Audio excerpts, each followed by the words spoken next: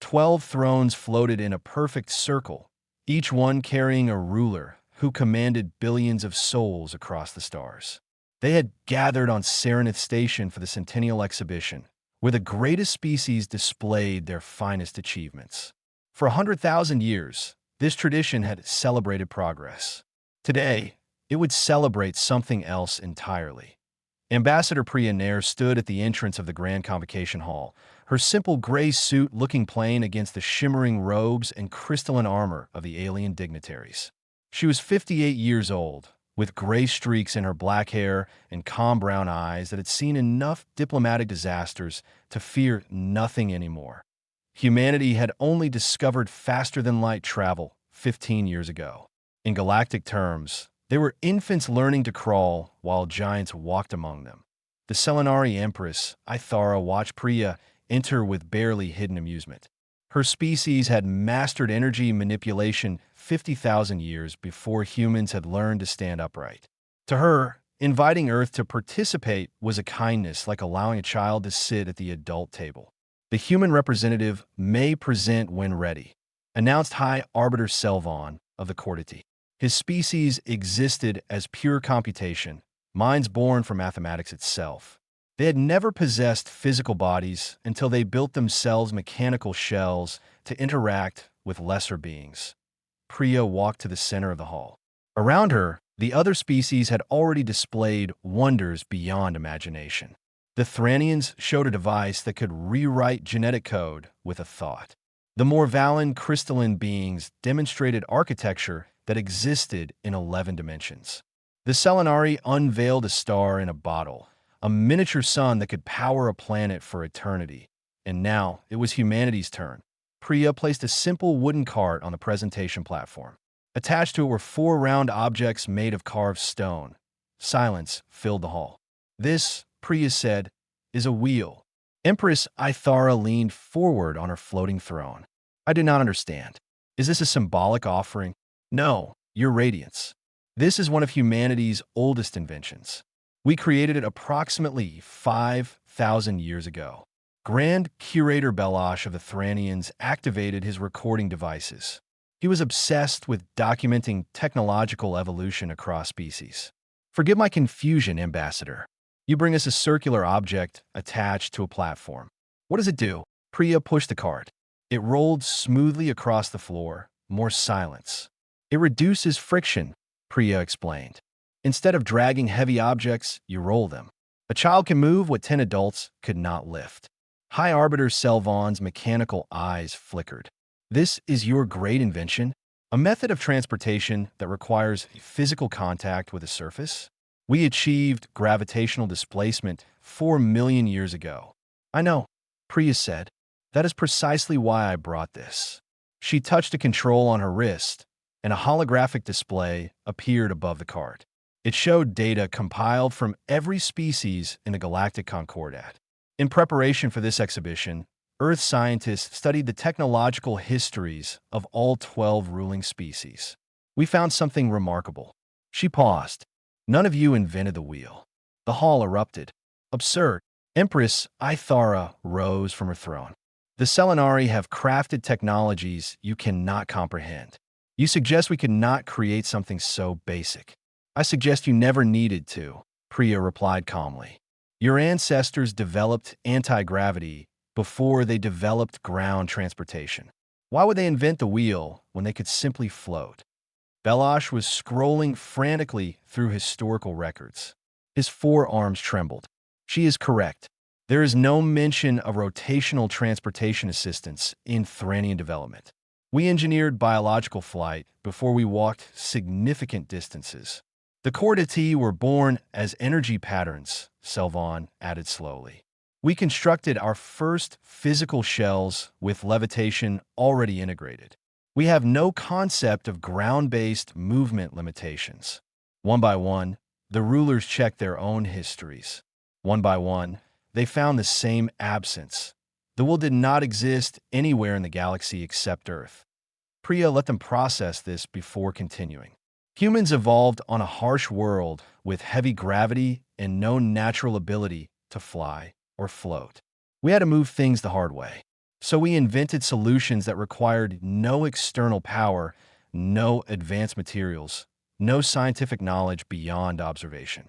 She reached into her bag and pulled out more objects. A lever, a pulley, a simple screw. These are called simple machines. They multiply force through mechanical advantage. They require nothing but understanding of physical principles. The Morvallan delegate, a being of living crystal that communicated through light patterns, flickered rapidly. You're saying your species developed tools that function without energy input. They function with energy, Priya corrected. Human energy, muscle and will. Nothing else. Empress Ithara descended from her throne and approached the cart.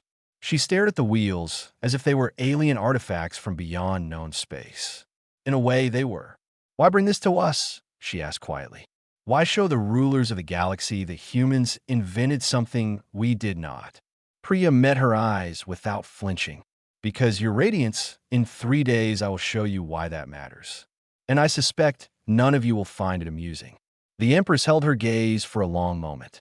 Then she returned to her throne without another word. Belash was still recording, his historian's mind already sensing that something important had just shifted. Priya stood alone in the center of the hall, surrounded by beings who commanded stars, while a wooden cart with stone wheels sat beside her as the most alien object in the room. 3 days of whispered conversations had transformed the Grand Convocation Hall. Where rulers once lounged in comfortable superiority, they now leaned forward with nervous energy. The human ambassador had planted a seed of doubt, and it had grown roots none of them expected. Priya returned to the center platform, carrying a cloth bag that looked almost comically ordinary. "Thank you for your patience," she began. "I know the last few days have been difficult. Several of you have contacted Earth's scientific institutions demanding verification of my claims." "And received it," Belash interrupted. His voice carried a strange quality, something between academic excitement and existential dread. "I have personally reviewed 17 million years of Thuranian records. We have no independent development of rotational mechanics for transportation. Not once. Not anywhere."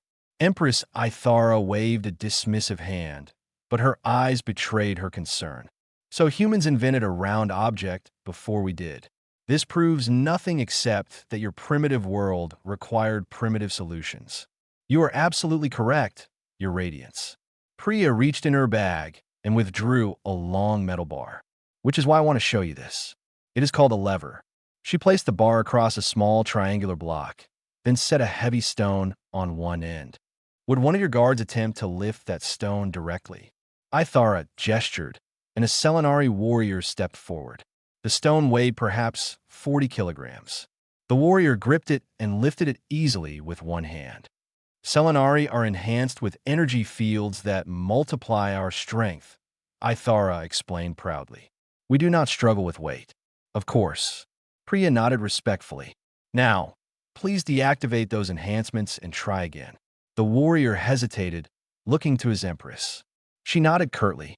His energy field dimmed, and he reached for the stone again. This time he struggled. The stone rose slowly, his muscles straining. "Now," Priya said, "press down on the other end of this bar." The warrior looked confused, but obeyed. He pushed the long end of the lever down. The stone on the short end rose effortlessly into the air. He stumbled backward in shock.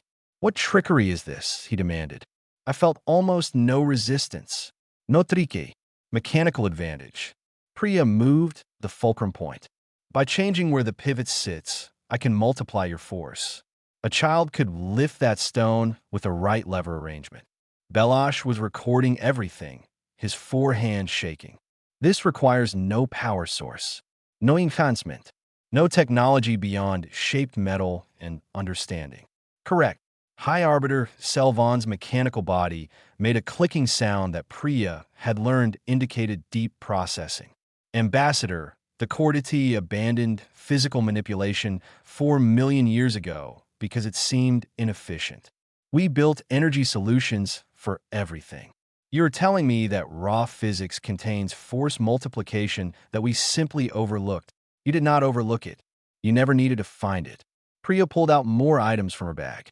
A pulley system allows one person to lift weights that would normally require 10. An inclined plane lets you raise heavy objects with a fraction of the effort. A screw converts rotational motion into linear force. She assembled a small demonstration: ropes, wheels, angled surfaces. Within minutes, she had created a system where pressing a small handle raised a massive container that 3 Selenari guards together could not lift with their enhancements disabled. The hall fell silent. Then Priya reached in her bag one final time and withdrew 2 sticks and a bundle of dry grass. "This is what truly concerns me about galactic civilization," she said quietly. "This is what I believe you must see." She knelt on the platform and began rubbing the sticks together rapidly. The rulers watched with confusion. Smoke began to rise. "What is she doing?" asked the Morvalan delegate, his crystalline form flickering with alarm. "She is creating heat through friction," Selvan answered. "Basic physics. Kinetic energy converting to thermal energy. But why would one do this manually when thermal generators exist?" The dry grass caught. A small flame appeared. Several delegates recoiled. The Morvalan moved his throne backward, genuine fear in his light patterns. His species was vulnerable to uncontrolled heat. "This is fire," Prius said. "Humans discovered it approximately 1 million years ago. We used it for warmth, cooking, protection, and toolmaking. It requires no technology at all, just friction and fuel." Empress Ithara's voice came out strained. "Controlled combustion through mechanical means. Without energy grid access. Without thermal management systems. Yes, Ambassador." Selvan's mechanical voice had lost its usual confidence. "The Cordati homeworld experienced a temperature collapse 60,000 years ago. Our thermal systems failed across 3 continents. 4 billion Cordati died because we could not generate heat without our technology." The hall went absolutely still. "We could have rubbed sticks together," Selvan continued slowly. "We could have burned vegetation for warmth. These options existed physically. They simply never occurred to us." Priya extinguished the flame carefully. "High Arbiter, every species in this room achieved wonders that humanity cannot yet imagine. You reshape stars. You exist as pure thought. You build in dimensions we cannot perceive. But you did it by leaping forward, always forward, never looking at what you stepped over." She stood and faced the 12 thrones. "Humans invented the wheel, the lever, and fire not because we were smart. We invented them because we had to. We were weak, slow, small, and cold. We could not fly. We could not float. We could not generate energy from our thoughts. So we learned to survive with nothing but our hands and our minds." Belash spoke into the heavy silence. "Ambassador Nair, what are you truly trying to tell us?" Priya picked up her bag of simple tools. "I am trying to tell you that the most advanced civilizations in the galaxy have built their entire existence on foundations that can fail. And when those foundations fail, you have no floor beneath you." She walked toward the exit, then paused. "Tomorrow, I will show you how to cook food with fire. I suspect none of you know what that even means." She left them sitting in silence, surrounded by technology that could reshape reality, suddenly aware of how fragile that reality had always been. Nobody expected the explosion. Priya was preparing for her cooking demonstration in the diplomatic dining hall when the station shuddered violently. Emergency lights flashed across every surface. Alarms screamed in 12 different languages. "Hull breach in Agricultural Sector 7, announced the station's artificial voice. "Power conduits compromised. Synthesis units offline. Emergency protocols activated." Within minutes, chaos consumed Serenith Station. Agricultural Sector 7 supplied food for the entire diplomatic quarter. Its synthesis units converted raw biological matter into nutritionally perfect meals for hundreds of species. Without those units, there was no food. Priya pushed through panicking crowds toward the Emergency Coordination Center. She found the 12 rulers already gathered, their thrones abandoned as they stood around holographic displays showing the damage. The explosion destroyed 17 primary power relays, reported a Thranian engineer. We cannot restore synthesis capability for at least 6 days. Possibly 8. 6 days. Empress Ithara's composure cracked. There are 3,000 workers in that sector. They will starve. Emergency rations are stored in the affected area. The engineer continued grimly. Raw biological compounds. Unprocessed. They cannot be consumed without synthesis. High Arbiter Selvon processed the data rapidly. Alternative solutions. Can we transport synthesized food from other sectors? Those sectors are already operating at capacity. We would need to reduce rations for 20,000 beings to feed 3,000 adequately. Priya listened quietly, watching the most powerful beings in the galaxy panic over a problem she could solve with sticks and a pot. "Excuse me," she said, and no one heard her. "Excuse me," she repeated louder. Empress Ithara turned sharply. "Ambassador, this is not the time for human observations about primitive inventions. People will die." "No, they will not." Priya met her eyes calmly. "Take me to the emergency rations." Something in her voice made Ithara pause. Perhaps it was the absolute certainty. Perhaps it was the memory of watching a human create fire from nothing. "Show her," Ithara ordered. An hour later, Priya stood in a massive storage chamber filled with containers of raw biological matter. The station's workers had gathered, their faces hollow with fear. Many species could survive weeks without food, but others required daily sustenance. They had perhaps 48 hours before the first deaths. Priya examined the containers. Protein compounds, carbohydrate masses, lipid concentrates, all perfectly preserved, all completely inedible in their current form. The aliens. These were useless without synthesis technology. Priya. They were ingredients. "I need metal containers," she announced. "Clean water, and a space where I can build a contained fire." Station security surrounded her immediately. "You cannot create uncontrolled combustion on this station," declared the chief officer. "It is against every safety regulation." "Then people will die from your regulations." Priya did not raise her voice. "I can make this food edible, but I need fire." Velash stepped forward, his recorder running. "She demonstrated fire creation 2 days ago. It requires no technology, only friction and organic material." "I witnessed it," Selvon added. "The physics are sound." Empress Ithara made the decision. "Clear a section of the storage bay. Give her whatever she needs.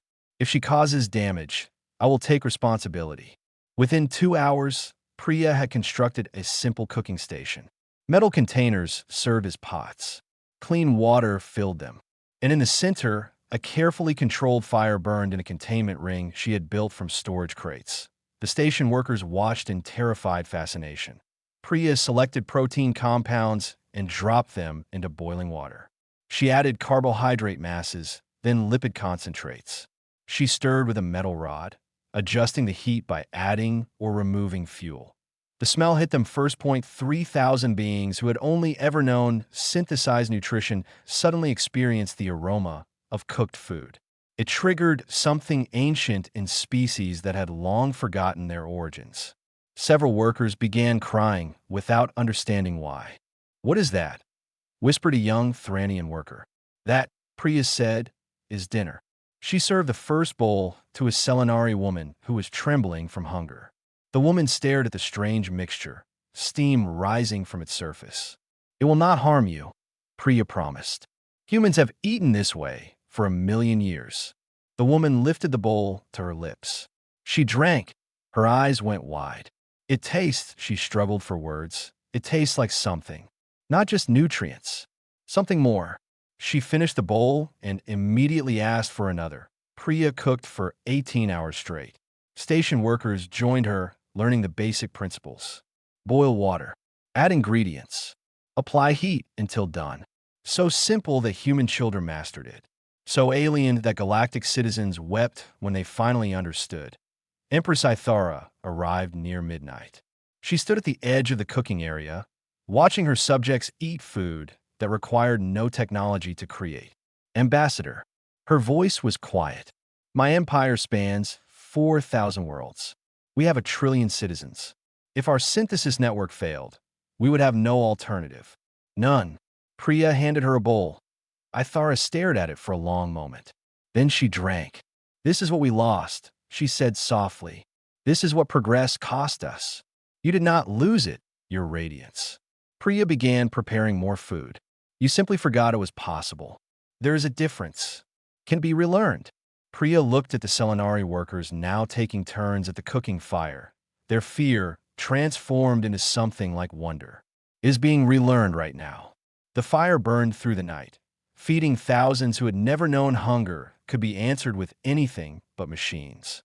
And somewhere in the flames, Priya saw the first spark of something that might change the galaxy forever. The door to the Forbidden Archive had not opened for outsiders in 8,000 years. Its secrets were reserved only for the rulers of the Galactic Concordat, keepers of histories too dangerous for common knowledge. Belash led Priya through corridors that grew older with every step. The walls shifted from gleaming metal to carved stone to materials she could not identify. They walked through time itself, backward into the galaxy's memory. I should not be doing this, Belash admitted. His four arms were tense, his historian's excitement at war with his fear of breaking ancient laws. No non-ruler has ever entered the archive. Then why bring me? Because you showed us that we have been blind. And I need to know how blind. He stopped before a massive doorway, covered in warning symbols from a dozen extinct languages. I have a theory, Ambassador. I pray I am wrong. The door recognized Belash's authority and slid open. Inside, the archive stretched into darkness. Holographic displays flickered to life as they entered, illuminating rows of data crystals that extended beyond sight. Each crystal contained the complete history of a species that no longer existed. The Concordat maintains records of 4,247 civilizations that achieved faster-than-light travel and then went extinct, Belash explained. We study them to avoid their mistakes. We believe we had learned everything they could teach us. He led her to a central console and activated a search protocol. Show me extinction events caused by technological infrastructure failure, he commanded. The archive processed his request. Data crystals began glowing across the chamber, so many that Priya lost count. 3, 7, 12 matches, the archive announced. Displaying summary data. Priya felt cold despite the regulated temperature. 87%, she whispered. 87% of extinct civilizations died because their technology failed. It is worse than that. Belash pulled up individual records. Look at the patterns. The first case was the Yanari. They had mastered stellar engineering, building structures around stars that harvested energy beyond comprehension. Their civilization spanned 3 galaxies. A solar flare from an unstable star disrupted their communication network for 72 hours. Without network access, their automated food distribution stopped. The Yanari had not farmed manually for 6 million years. They had not preserved the knowledge. 0.14 trillion Yanari starved to death before the network restored itself. The second case was the crystalline hegemony. They could reshape planets with thought alone, moving continents and raising mountains through pure will. They considered themselves gods that a freak ice age struck their homeworld when their planetary heating systems experienced a cascade failure. The hegemony could have burned vegetation for warmth. They could have built shelters from available materials. They could have migrated to warmer regions. None of these options occurred to them. They waited for their systems to restart. They froze to death waiting. Priya scrolled through case after case. Civilizations that built wonders beyond imagination, destroyed by problems a human child could solve.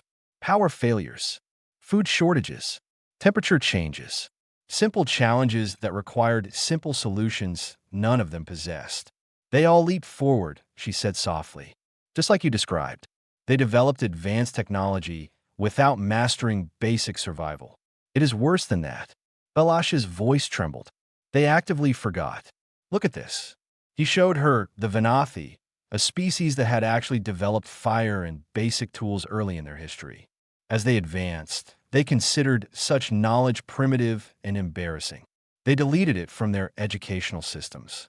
They removed it from their archives. When their technology failed, they had no record of the old ways.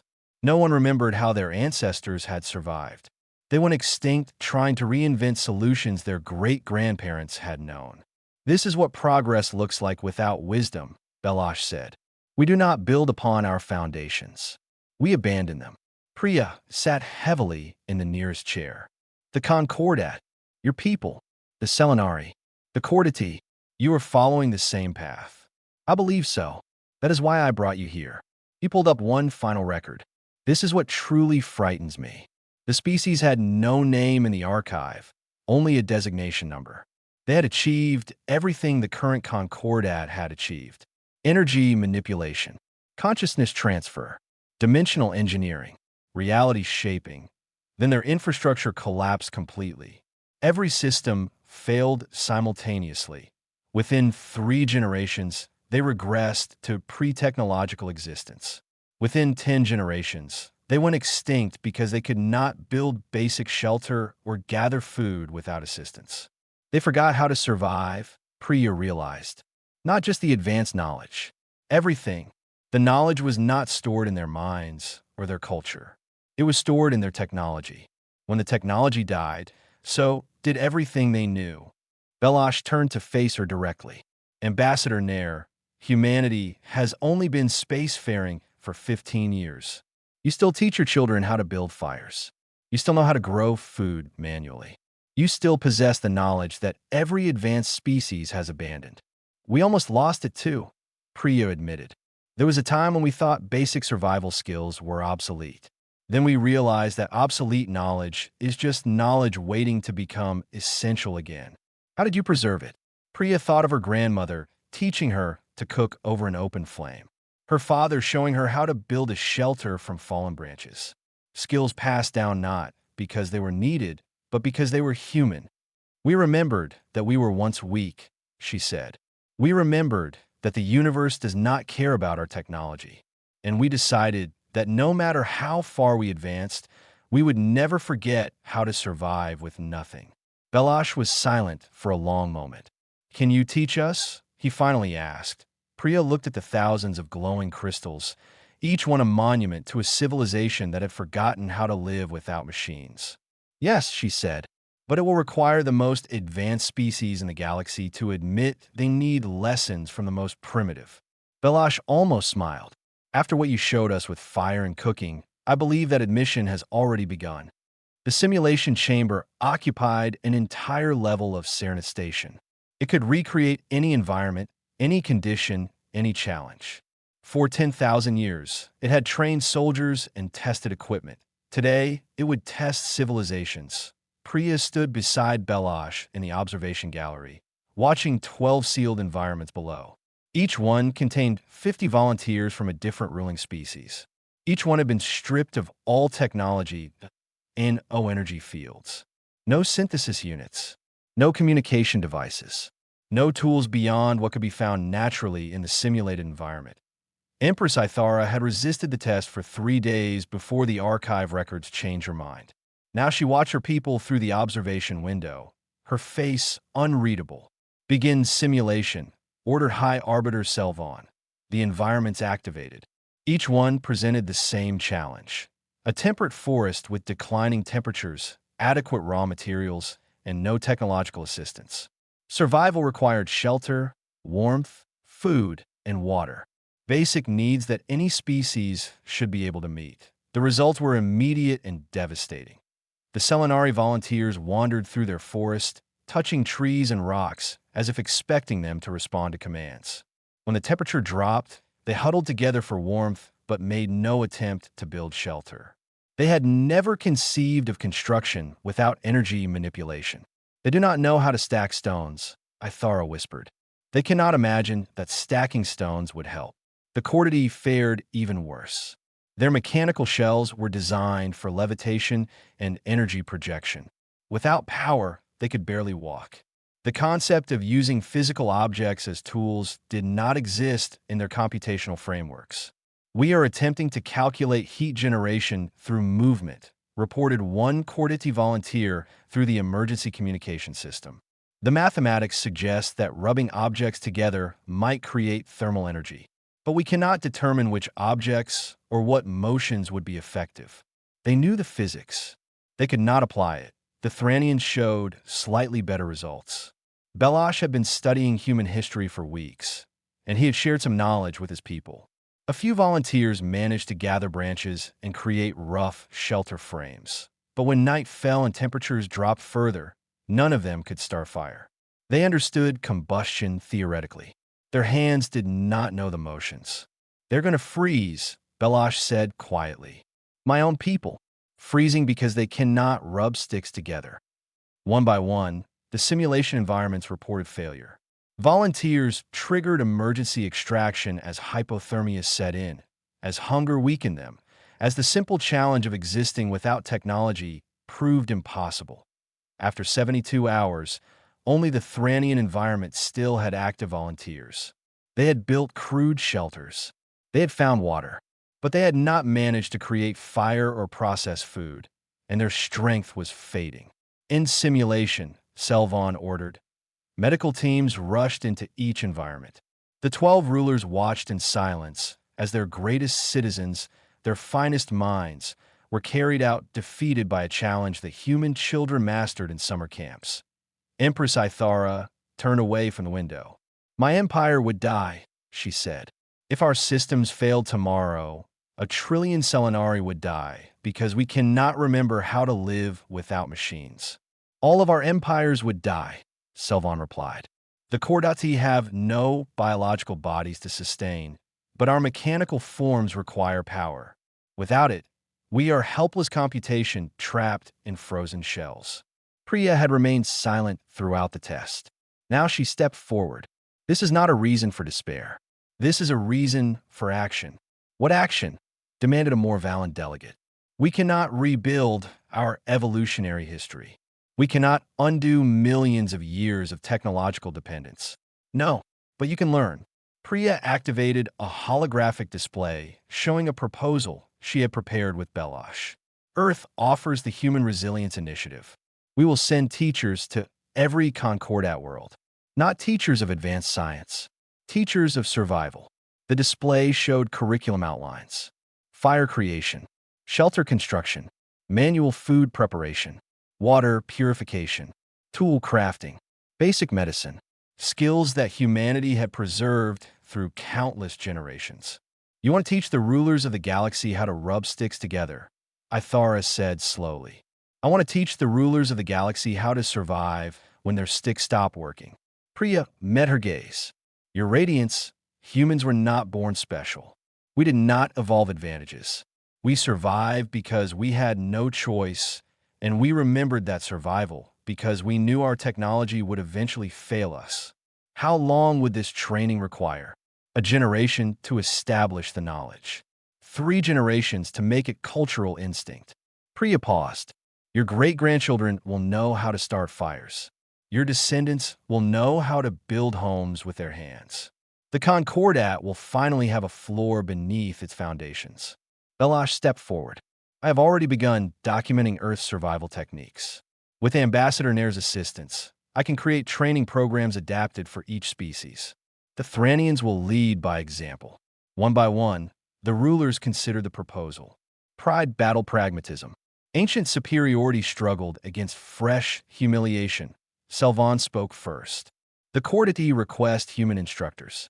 We will learn to maintain our physical forms through manual means." Then Ithara. "The Selenari will participate. I will learn alongside my subjects." The more valiant delegate flickered agreement. Then the others followed, each civilization admitting what they had witnessed. They needed humanity to teach them how to survive. Priya allowed herself a small smile. "Then we begin tomorrow. Your first lesson will be the same lesson human ancestors learned 1,000,000 years ago."